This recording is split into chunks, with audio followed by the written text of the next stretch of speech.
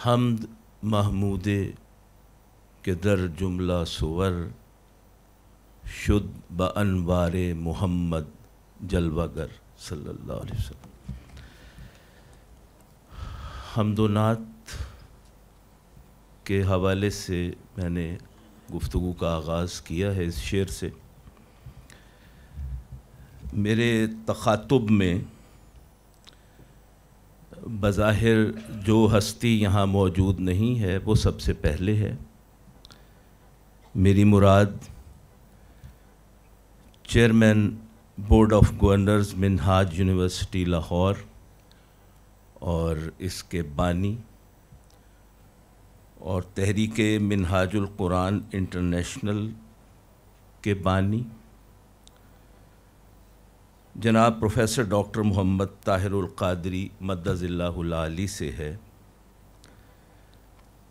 کیونکہ وہ بظاہر یہاں موجود نہیں ہیں لیکن ان کا فیضان اور تصرف آپ محسوس کر سکتے ہیں، کیونکہ انہی کے ویژن کے مطابق یہ سینٹر، جسے ہم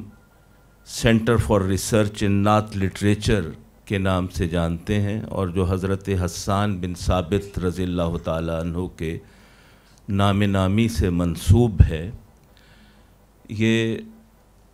ڈاکٹر محمد طاہر القادری مدظ اللہ العالی ہی کے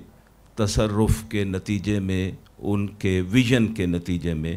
قائم ہوا۔ میں دنیا کے کسی خطے میں بھی آباد ہو جاؤں، مدینے سے کہیں امکان نہیں نقل مکانی کا۔ تو بھلے وہ آج کل کینیڈا میں ہیں اور ہم یہاں پاکستان میں یہ کانفرنس کر رہے ہیں، تیسری قومی ادبی کانفرنس، لیکن ہم سب کا نقطۂ اتصال جو ہے وہ مدینہ ہے۔ ہم کہیں بھی رہیں لیکن فی الحقیقت ہم مدینے میں رہتے ہیں، جہاں وہ ہستی آرام فرما ہے کہ جس کے بارے میں میں یہ کہوں گا کہ جب نام تیرا لیجئے تب چشم بھر آوے، اس زندگی کرنے کو کہاں سے جگر آوے۔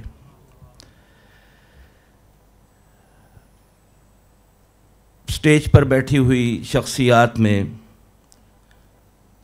Deputy chairman board of governors Minhaj university Lahore professor doctor Hussain Mohiuddin Qadri, ان کے حوالے سے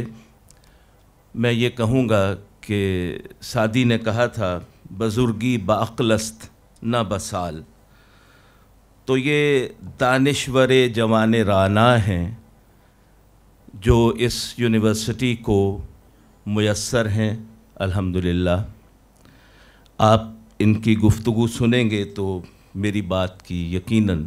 تائید ہوگی۔ استاذ الاساتذہ، نابغہ عصر، شاعر نغز گو پروفیسر ڈاکٹر خورشید رضوی صاحب تشریف لائے ہیں۔ میں دل کی گہرائیوں سے ممنون ہوں کہ آپ نے اپنی صحت کو نہیں دیکھا، ہماری خواہش کو دیکھا ہے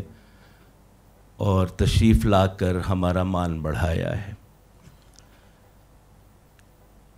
منتظمین میں دو بہت بڑے نام،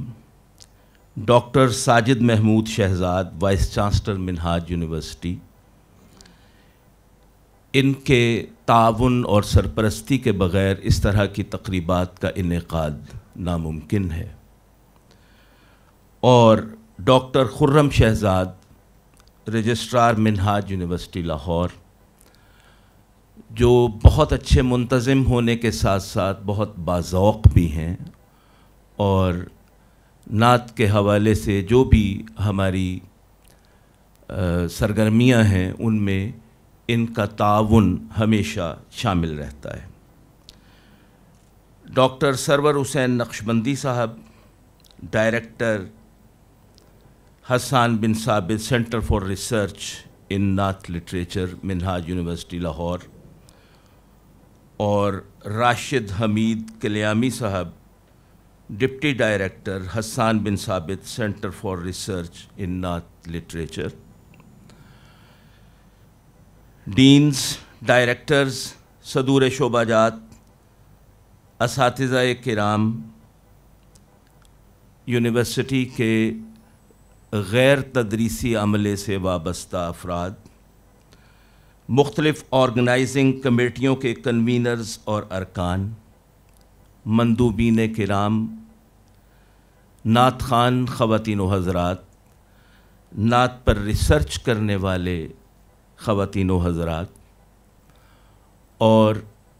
آج کی اس کانفرنس اور اس سے پہلے جو پری کانفرنس ایکٹیویٹیز کل ہوئیں اس میں شامل ہونے والے تمام افراد، اور آج جو مختلف سیشنز میں شامل ہوں گے اور اپنے مقالات پیش کریں گے اور اپنی خیال افروز گفتگو سے اس کانفرنس کو کامیاب بنائیں گے، میں ان سب کو خوش آمدید کہتا ہوں، اپنی طرف سے، نعت ریسرچ سینٹر کی طرف سے، منہاج یونیورسٹی کی طرف سے۔ ہم سب آپ کے شکر گزار ہیں کہ آپ یہاں تشریف لائے اور اس روحانی محفل میں،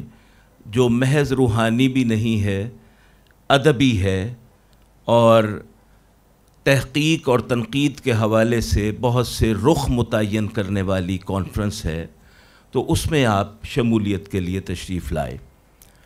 میں تمام منتظمین کو مبارکباد پیش کرتا ہوں